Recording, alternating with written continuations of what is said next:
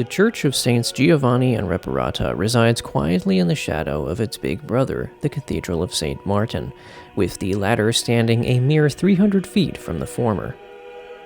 The two churches are so close together, in fact, that it's almost impossible to visit one without also discovering the other. And their close proximity is no accident, seeing as the Church of Saints Giovanni and Reparata was the original Cathedral of Lucca before the construction of the Cathedral of St. Martin. Like its more famous counterpart, the Church of Saints Giovanni and Reparata is encircled by the medieval city walls surrounding the village of Lucca. What differentiates the two, apart from their size, is the fact that this church is home to one of the most important archaeological sites in the city. This archaeological site is located in the foundations of the church, with the ancient baptistry being one of the most prominent discoveries. A metal walkway stretches across the entire sub-level of the church, enabling the curious visitor to access a variety of ancient structures, ranging from the 2nd century Roman baths, which once occupied this location, to the 4th century mosaic floor, which once adorned the original church constructed later.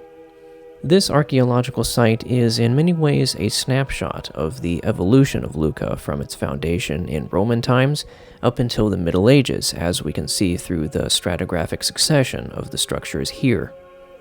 Most people who come here will definitely spend the majority of their time in the sublevel of the church, as it is by far the most intriguing aspect of it.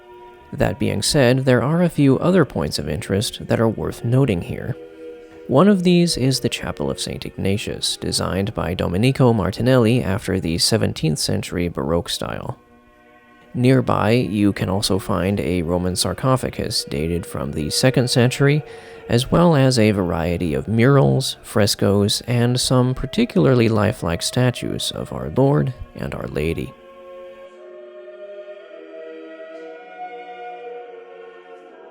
Before leaving this church, it's worth climbing the nearly 300 steps it takes to reach the top of the interior bell tower.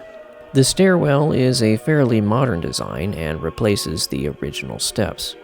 There isn't much to say about the climb itself, besides the fact that it can be a bit vertigo-inducing at times, especially at the end when the stairwell promptly transforms into a rusty ladder.